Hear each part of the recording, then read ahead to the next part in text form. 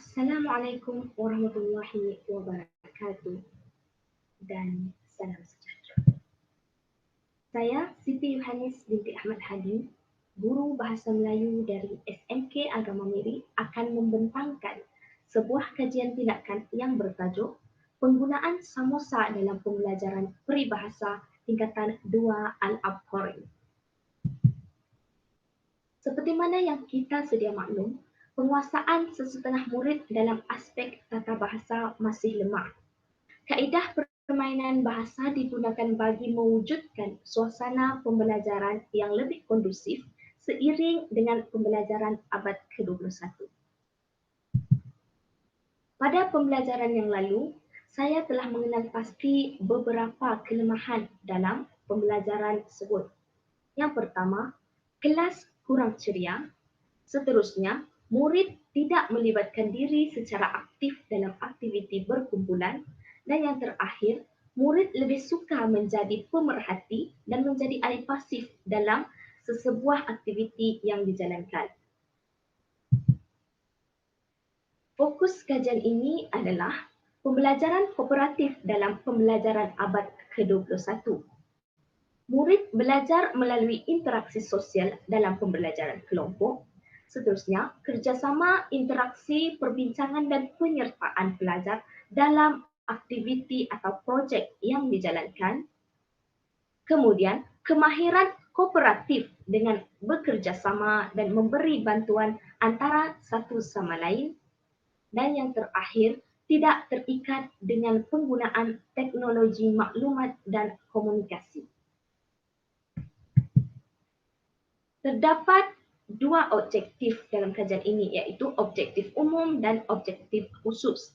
Objektif umum kajian ini adalah meningkatkan aspek kolaboratif dalam kalangan murid tingkatan 2 Al-Abqari, manakala objektif khusus adalah menganalisis impak penggunaan samosa dalam pembelajaran peribahasa Bahasa Melayu tingkatan 2 Al-Abqari.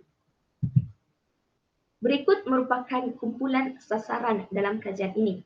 Kumpulan sasaran ini terdiri daripada 20 orang murid tingkatan 2 Al-Abqari, iaitu 16 orang murid perempuan dan 4 orang murid lelaki. Terdapat dua persoalan dalam kajian ini, iaitu yang pertama, adakah berlaku peningkatan aspek kolaboratif dalam kalangan murid tingkatan 2 Al-Abqari? Dan yang kedua, sejauh manakah impak penggunaan samosa dalam pembelajaran peribahasa Bahasa Melayu tingkatan 2 Al-Abqari? Reka bentuk kajian. Dalam menjalankan kajian ini, berikut merupakan reka bentuk yang telah digunakan, iaitu yang pertama, mengenal pasti isu dan masalah, seterusnya merancang tindakan, dan melaksanakan tindakan, seterusnya membuat penilaian dan akhir sekali membuat refleksi dan penilaian akhir. Dalam melaksanakan kajian ini, berikut merupakan kerangka yang telah saya gunakan, iaitu yang pertama, mengenal pasti permasalahan. Melalui permasalahan tersebut, saya telah membuat tinjauan data awal dan merancang pelan tindakan. Seterusnya melaksanakan pelan tindakan kali pertama, iaitu pemerhatian pertama. Seterusnya melaksanakan pelan tindakan kedua, pemerhatian kedua.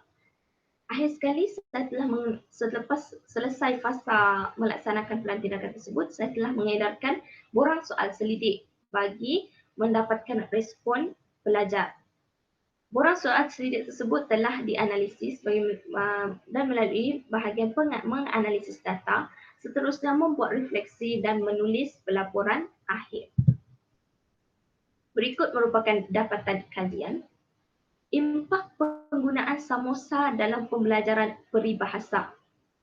11 daripada 20 orang responden sangat setuju, manakala 4 orang lagi setuju bahawa penggunaan samosa wajar diteruskan bagi aspek pembelajaran Bahasa Melayu yang lain seperti komsas dan karangan. Seterusnya, 15 daripada 20 orang responden dan sangat setuju, manakala 4 orang setuju bahawa penggunaan samosa menggalakkan kerjasama dalam kumpulan, iaitu pembelajaran kolaboratif. Aspek ini menunjukkan bahawa secara keseluruhan pelajar sangat bersetuju bahawa penggunaan samosa menggalakkan kerjasama dalam kumpulan. Seterusnya, 8 orang daripada 20 responden sangat setuju dan setuju bahawa penggunaan samosa boleh menggalakkan murid-murid berfikir secara kreatif dan kritis. Aspek penggunaan samosa dalam pelajaran bahasa Melayu sangat menarik pula, menunjukkan 9 daripada 20 orang sangat setuju, manakala 10 daripada 20 orang setuju. Aspek yang terakhir, set suaipadan samosa sangat mudah digunakan dan dibawa. Aspek ini menunjukkan 6 daripada 20 orang sangat setuju, manakala 9 orang setuju. 4 orang kurang pasti dan hanya seorang tidak bersetuju. Aspek ini menunjukkan bahawa pelajar atau murid belum mahir menggunakan set suaipadan samosa. Hal ini kerana mereka baru didedahkan dengan penggunaan set suaipadan samosa.